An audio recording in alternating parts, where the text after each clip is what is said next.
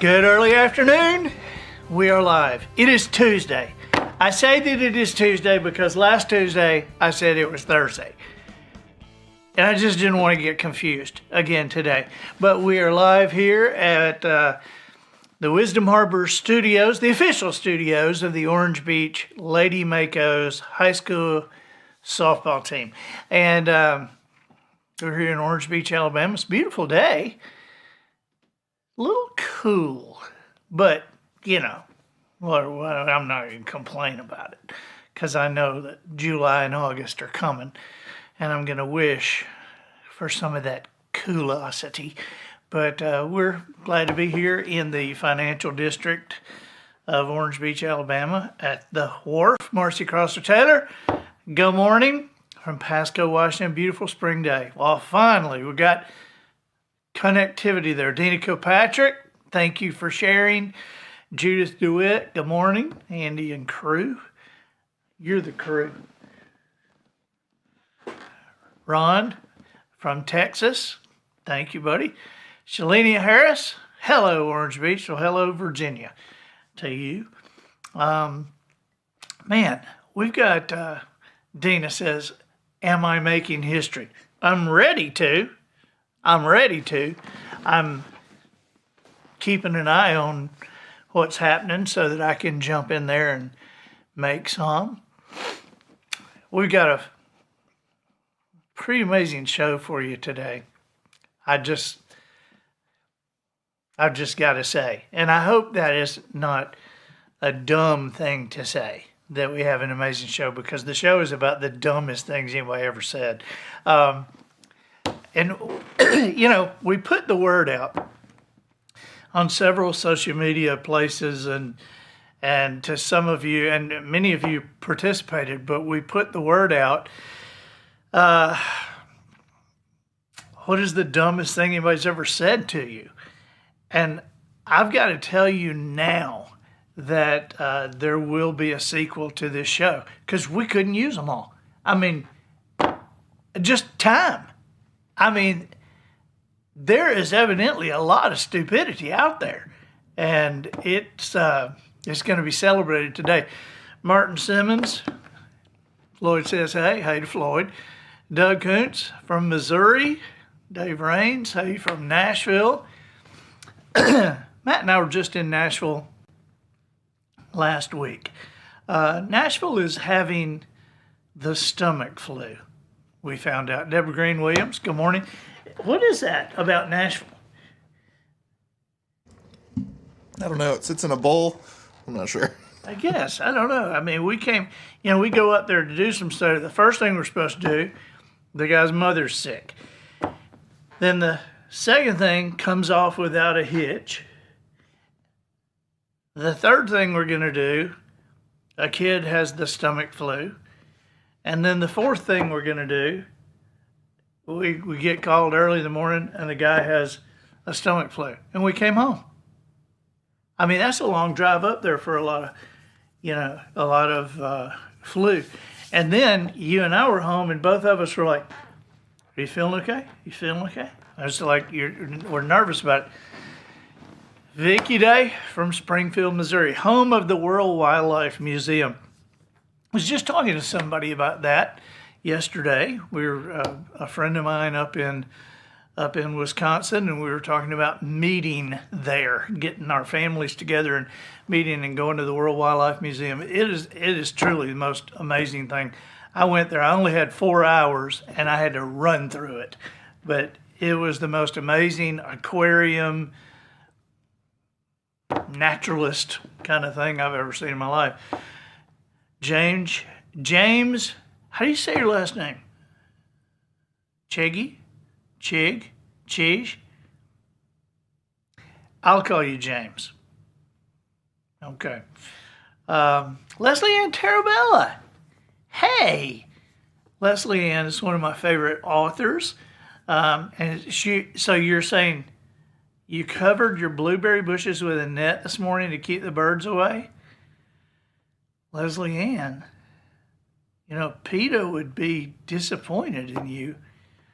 I mean, don't birds deserve blueberries too?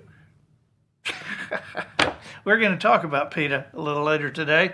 We got some PETA news for you. Michael Baker, you like the Traveler's Gift? Thank you, buddy. I appreciate that. I put a net on it to keep the birds away. Becky Ottenberry, happy Tuesday.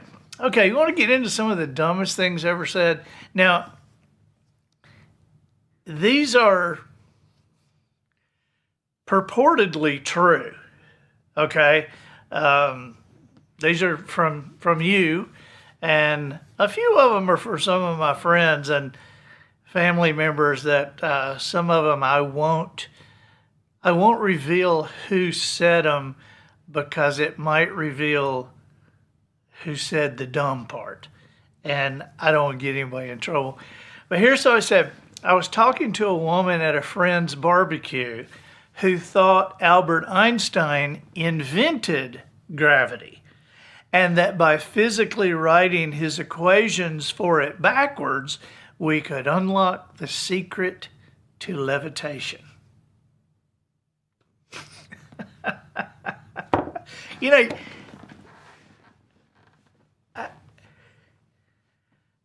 I see how somebody might think that. Or let's just say, let's put it this way. I see the thought process rolling down the road to that. I don't really see how somebody can think that, but I see their thought process. I asked somebody one time, or I told somebody one time that hey, if y'all want to come over here, there's a clown over here for the kids. And somebody said to me, is it a real clown or somebody dressed up like a clown?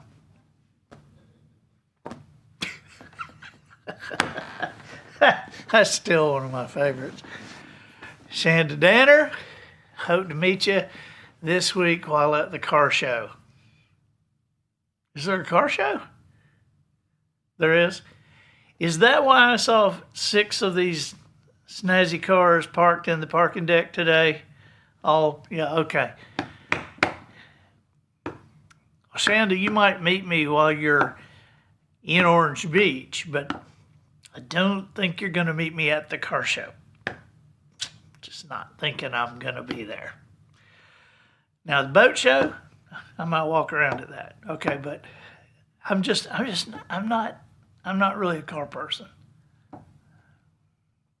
Even though, do you know that I own the squad car from the second season of the Andy Griffith Show?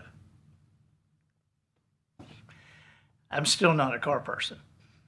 And I almost didn't get it because I don't know anything about working on them. I'm lucky I can put gas in a car. So, and right now that car is in Nashville being worked on, which I think is kind of what you do with an old car. Because Matt, do you know the story of white elephants?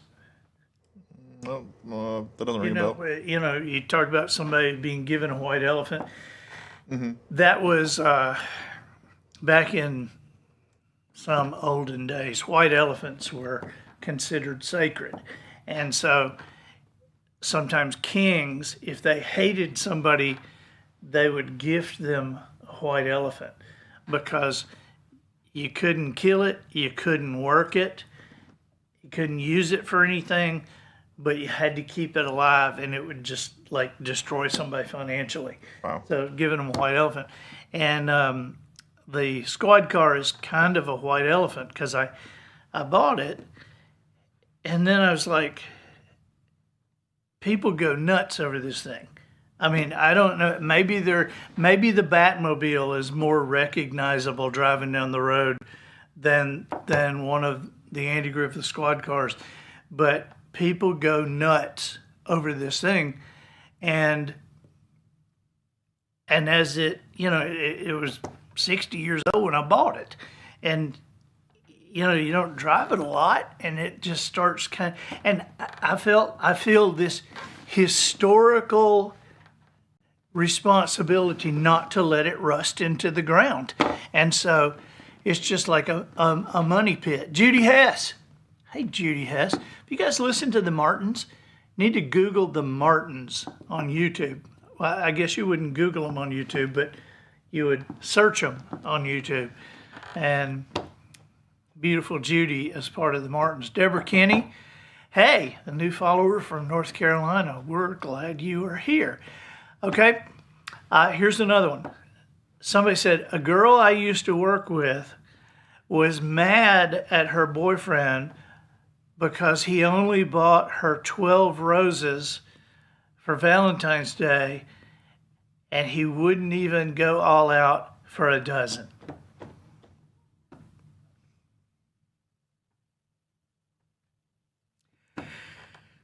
Here you go.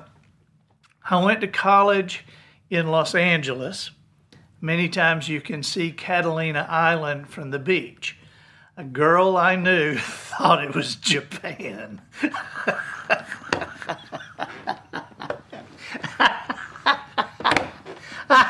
I mean, I love people like this because I actually like keeping a straight face and keeping them talking about it, you know? Okay, so this guy's watching Lord of the Rings with a date, and she says, so this was like a really long time ago, huh? And he said, yes, this is a documentary. See, I love that. I love the opportunity to take somebody on a 5-minute run of stupidity that I can remember and tell stories about. Here's somebody says, I once talked to a girl who came back from a 2-week holiday and legitimately did not know which country she had been to. After talking to her and going back and forth about what the flags looked like there, she said there had been a lot of white and blue flags, so we settled on Greece. So I was literally shaking my head. Been there for 2 weeks and I don't know where I was.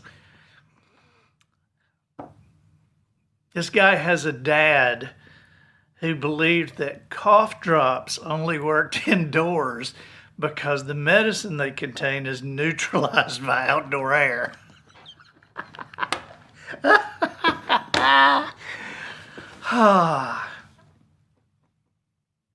Oh, this is the same dad.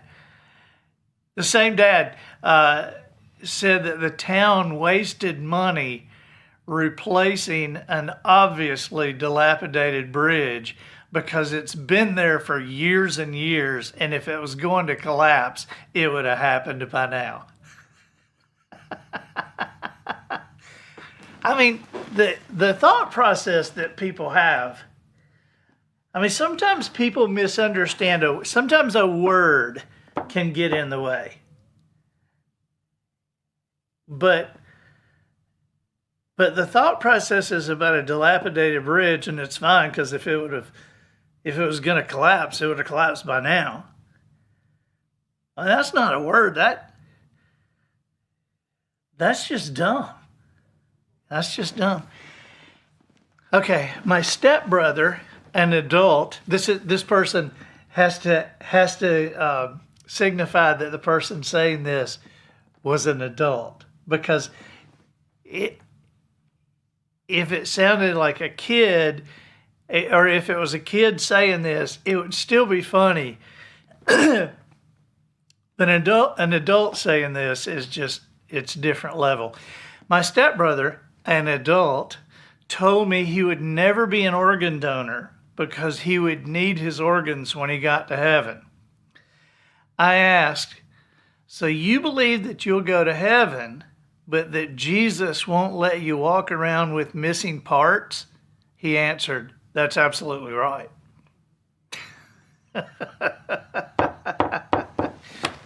I love this one. She says, I sold a lawnmower for my no-tech dad. He dropped it off at my house on a Saturday. I listed it on Sunday, sold it on Monday. He came back the next weekend and the lawnmower was gone. I told him I put it on Facebook Marketplace on Sunday and it was gone on Monday. And his reply was, Facebook is open on Sundays? That is a no-tech dad. Wow. Okay. I look now. My wife often says about somebody like this. She says the worst thing about this is that he will never know how stupid he really is. That's the worst part to her. That's the worst part of it. You know, seeing somebody do something or say something and go, you know, the worst part is they'll never know how really stupid they are because they're too stupid to know how stupid they are. So how about this one? I had a friend in high school. Her name started with an E, and she was wearing a necklace that was just the letter E. There was a mean girl in our class who looked at her necklace and said, "Yeah, E for idiot." That's one of those, she'll never know how stupid she is. Before the eclipse, one of my coworkers asked me to explain the difference between the bright yellow thing and the bright white thing in the sky. I was speechless for a beat, then incredulously said, "The bright yellow one is giving off light, that's the sun, and the bright white one is the moon." She said, "Okay. Well then, how are they going to pass each other if one is on the right side of the sky and the other is on the left side of the sky?"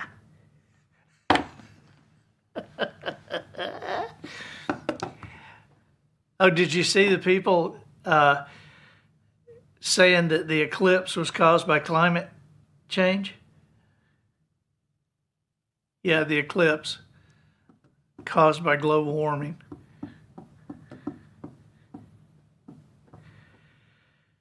Okay. I love this one. My friend, this is not my friend, it's somebody's. My friend told his 4-year-old that Santa Claus couldn't really see them when they're sleeping and know when they're awake. So that's what he said to his 4-year-old. Santa can't really see you when you're sleeping or know when you're awake. And his wife, as serious as a heart attack, says, "Don't tell her that, because how does he know who's naughty or nice if he can't do that?" It's a good question. Here's somebody that says, "I was with my ex-wife at the time, and we were watching the Neil deGrasse Tyson version of Cosmos, and he was talking about evolution, and he used the example of selective breeding with wolves that eventually led to domesticated dogs we see today. And he says, my brain dead ex-wife says, 'Bull crap, you're telling me 2 wolves mated and the female gave birth to a chihuahua?'"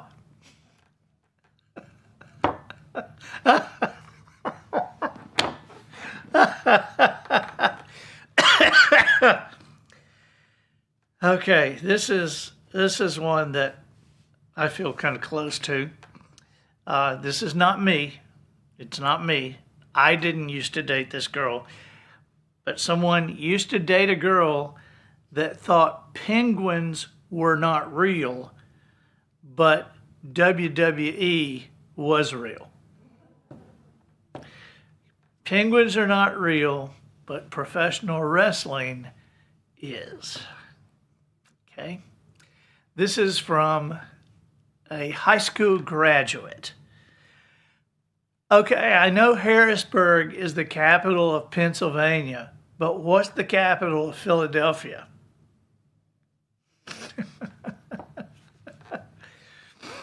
Oh my God. Okay.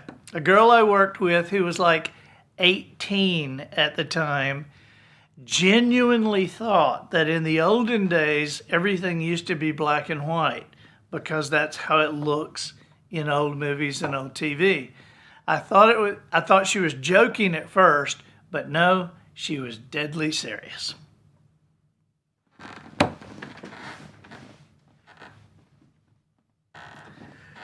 Critical thinker.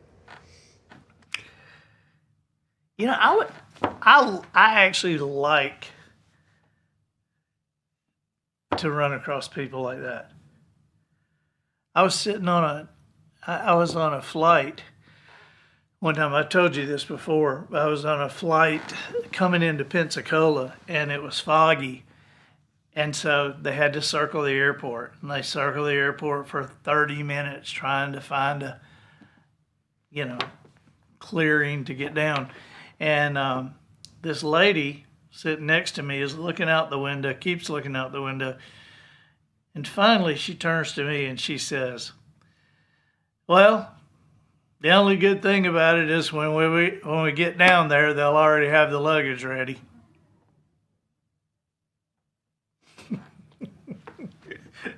Yes, they will. Yes, they will. Here's one. Back in 1999, I was standing next to Stonehenge, and a Canadian backpacker wondered out loud, how did the stones fall on top of the other ones? I used to work in a grocery store, and a woman said, 25 cents a pound. I can get them 4 pounds for $1 at Safeway. You know, people do go brain dead over math. When I was in college, I worked at a Zippy Mart. I was the night manager of a Zippy Mart. I don't know who I was managing. I was the only one there, but they called me the night manager. It's like, all right, you cornflakes, back on that shelf.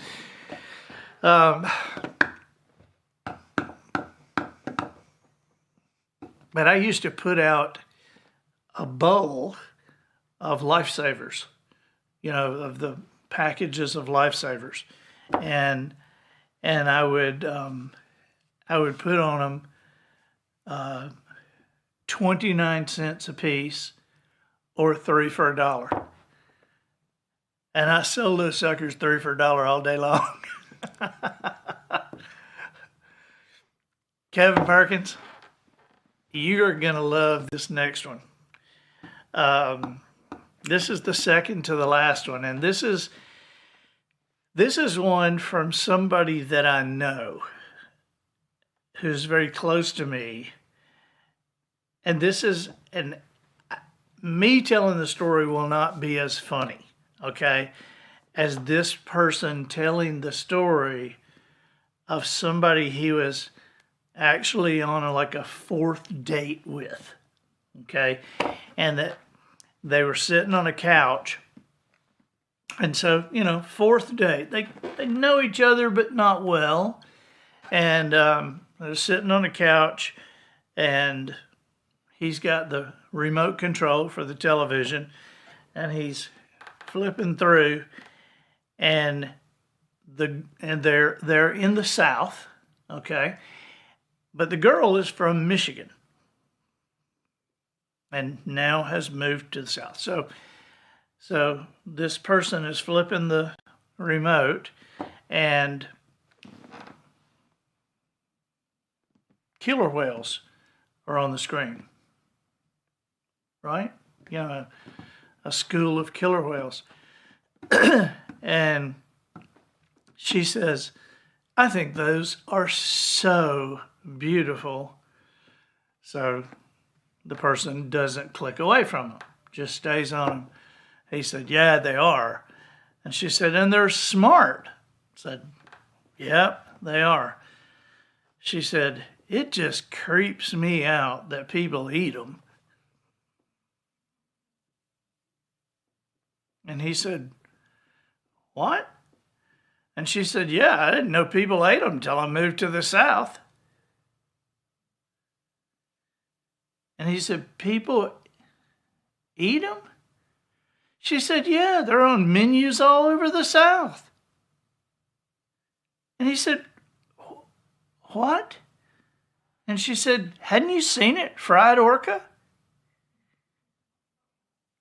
And he put down the remote and said, now, tell me about this. She said, yeah, it's fried orca. It's in Cracker Barrel, fried orca. And he said, okra. She said, yeah, orca. He said, no, it's fried okra. She said, that's what I'm saying, fried orca. About a week later, he called and said, I don't think this is going to work out. Can you believe fried orca? Yeah. I mean, they eat them in the South there in Cracker Barrel, fried orca. Now, let me ask you, have I cursed you for the rest of your life? Every time you see that on the menu, aren't you going to think, fried orca? It's fried orca. Yes, you are. Okay, here's the last one of the day. And this is kind of a series that has happened over the past 24 hours. As you know, if you know anything about our area or have been watching our show for any amount of time, there is the most famous roadhouse in America here in Orange Beach, Alabama. It is the Floribama. And it sits right on the Florida-Alabama line, right on the Gulf. And this place is, to call it famous, this place is, it's as famous as Elvis. I mean, it's in USA Today 2 or 3 times a year for something. Jimmy Buffett wrote a song about it. It's been in 2 John Grisham books.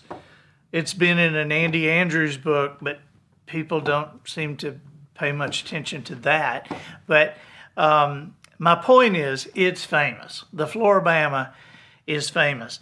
And since 1980-something, which is, when you think about it, that doesn't seem like a long time ago, but it's like 40 years ago. For 40 years, they've been doing the mullet toss. Okay? Now, if you're not from around here or not around salt water, a mullet is a fish that's about this long, shaped kind of like a torpedo, and they are, everything in the ocean eats mullet. I mean, everything eats mullet. They're like bigger shrimp, and people eat mullet too. And so they had came up 40 years ago with a celebration where they would throw mullet from one state to another. You know, throw it from Florida into Alabama. And so they call it the mullet toss. And they have prizes and different divisions and accuracy and length and height. And for years, when Kenny Stabler, who's a Hall of Fame quarterback, when Kenny lived here, Kenny would go over and throw out the first mullet at the mullet toss. So, let's see, it's Tuesday today. Yesterday, where I live, I live like a good mile from the Floribama. And up and down the road, there's these bike rack barricades so that people can't park along the road for a mile now. And so I came out and I saw those things being put up, and I went, well, I forgot, it's mullet toss weekend. And so they run shuttle, because there will be 15 or 20,000 people there at the mullet toss. It's a big deal. Okay, well, we have been amused here in the past 24 hours because somebody alerted us to the fact that on the PETA website, people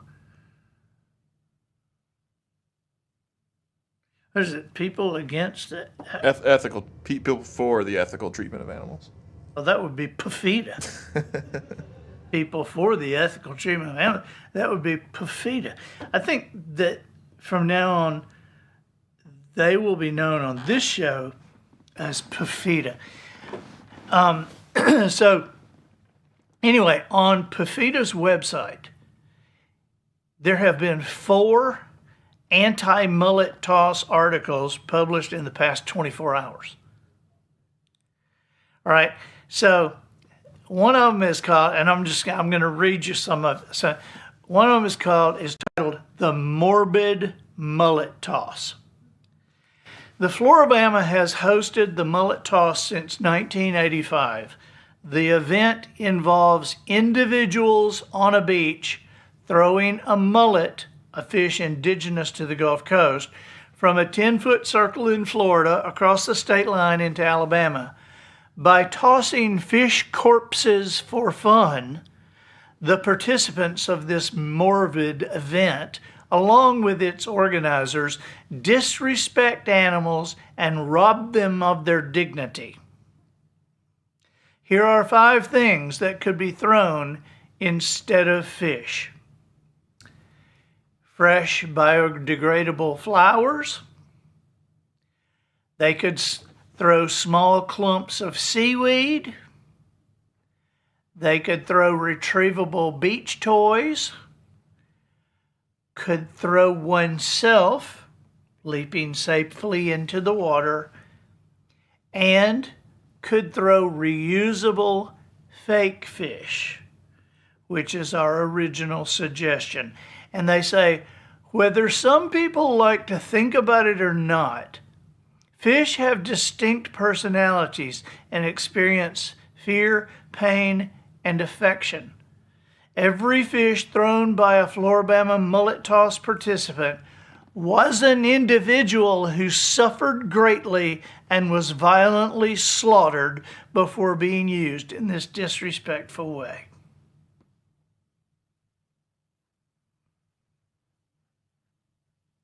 All right, let me continue.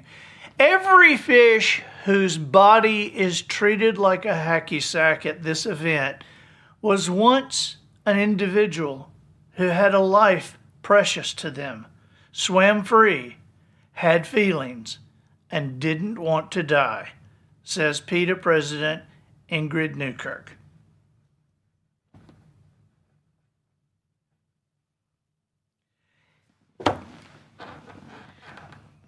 You know, this would be funnier to me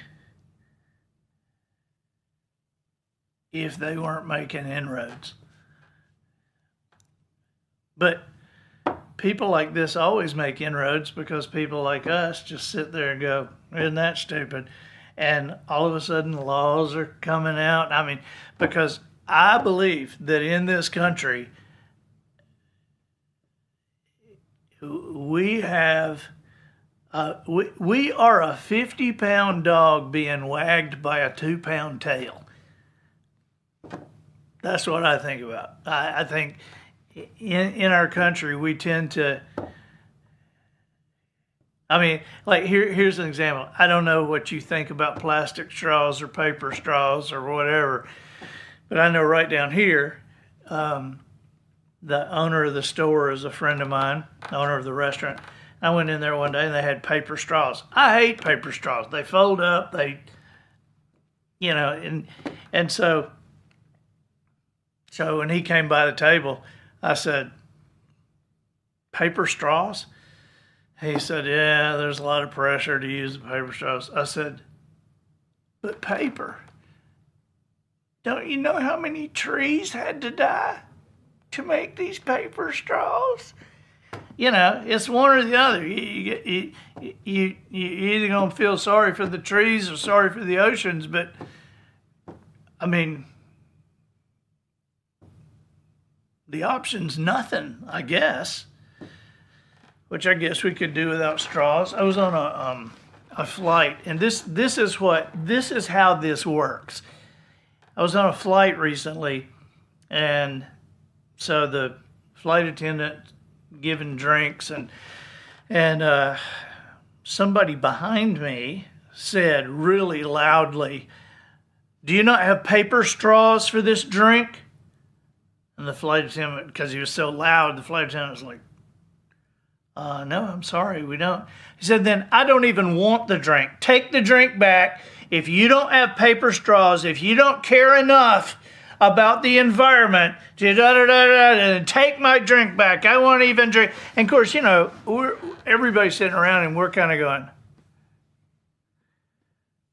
and we're looking at the flight attendant. She's red. She didn't know what to do, and so we go on about our business and get off the flight and go on another flight and live our lives. But I'll guarantee you, the paper straws are coming to that airline. And the reason is because she had one person that said something about paper straws. She didn't have 150 that said they were fine with the plastic ones. She had one person that was aggravated about the paper ones. And so she might do 20 flights in a month, and maybe on 5 flights, somebody might say something about paper straws. So there's hundreds of people do not say anything about, but 5 people say something about the paper straws. And so when she goes in for her review, and the executives at the airline say, how's everything going? Your reviews are great. How's everything going? Anything you're seeing? Anything we're missing? Is there anything you're hearing about? She goes, well, I am hearing about paper straws. What? Yeah, several flights, people were saying something about paper straws. Really? Paper straws? And you hearing something about paper straws? And this flight attendant, who's heard 5 out of 700 people say something about, yeah, I do. Well, gosh, we might better do paper straws. And so, because the normal people don't say, throw in fish corpses. I mean, come on. I mean, there will be inroads to this because the squeaky wheel gets the grease. And we, normal people, rarely squeak. So, we'll end our show on that. I wonder, though, at the Floribama this weekend, I know they'll have the mullet toss, and a lot of people will be getting what do they call them? Not mudslides. What's the drink they're famous for there? Bushwhackers? Bushwhackers, yeah. I wonder how many bushwhackers. And don't you wonder how many orders of fried orca they're going to move? Probably a lot. We'll see you Thursday. Bye-bye.